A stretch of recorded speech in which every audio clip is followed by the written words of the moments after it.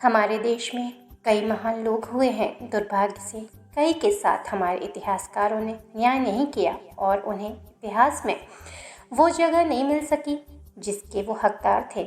ऐसी ही एक महान शख्सियत हैं झलकारी बाई।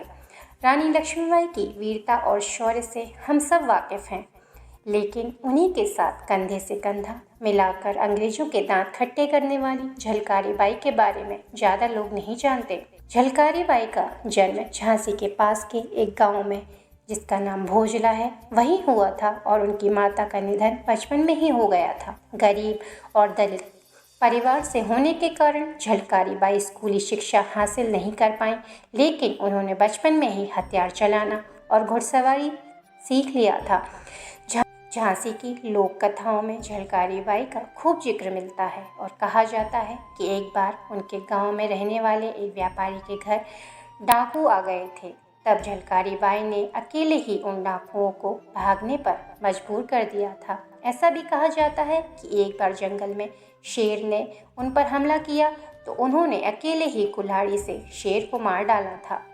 झलकारी बाई की शादी पूरन सिंह के साथ हुई थी। पूरन सिंह रानी लक्ष्मीबाई की सेना में सिपाही थे और बड़े बहादुर माने जाते थे। कहा जाता है कि एक बार गौरी पूजा के अवसर पर झलकारी बाई गांव की अन्य महिलाओं के साथ झांसी के किले में गई थीं। उसी समय रानी लक्ष्मीबाई की नज़र उन पर पहली बार पड़ी थी।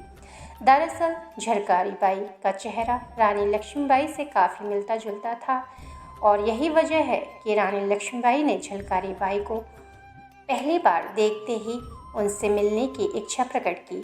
उन्हें पता चला कि झलकारी बाई उनके सैनिक की पत्नी हैं, तो रानी ने उनसे अलग से बातचीत की। जब रानी को झलकारी बाई की वीरता के बारे में पता चला तो उन्होंने तुरंत ही उन्हें अपनी सेना में महिला टुकड़ी में शामिल होने के लिए कहा। इसके बाद झलकारी बाई ने हथियार चलाने और तोप चलाने का प्रशिक्षण भी लिया। सन 1857 के गदर के दौरान जब रानी लक्ष्मीबाई ने अंग्रेज़ों के खिलाफ हुंकार भरी तो अंग्रेज़ों ने झांसी पर हमला कर दिया। रानी लक्ष्मीबाई और उनकी पूरी सेना पूरी वीरता से लड़ी, लेकिन अपने ही एक कमांडर के धोखे की वजह से ही उन्हें हार का सामना करना पड़ा और युद्ध का मैदान छोड़ना पड़ा।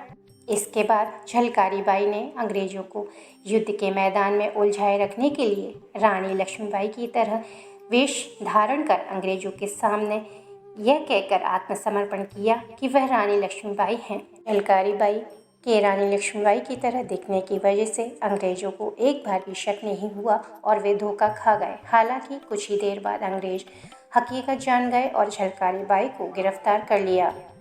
झलकारी बाई की मृत्यु को लेकर काफ़ी गलतफहमी है। दरअसल कुछ लोगों का मानना है कि 1858 को ही उनका निधन हो गया। वहीं कुछ लोग मानते हैं कि अंग्रेज़ों ने उन्हें छोड़ दिया था और उसके कई साल बाद 1890 में उनका निधन हुआ।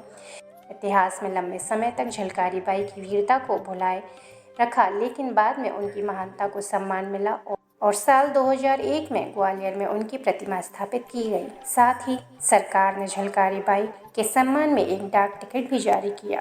भारत की संपूर्ण आज़ादी के सपने को पूरा करने के लिए प्राणों का बलिदान करने वाली वीरांगना झलकारी बाई का नाम अब इतिहास के काले पन्नों से बाहर आकर पूर्ण चांद के समान चारों ओर अपनी आभा बिखेरने लगा है। झलकारी बाई की बहादुरी को हम निम्न पंक्तियों में देख सकते हैं। जाकर रण में ललकारी थी, वह तो झांसी की झलकारी थी। गोरों से लड़ना सिखा गई है, इतिहास में झलक रही वह भारत की नारी थी।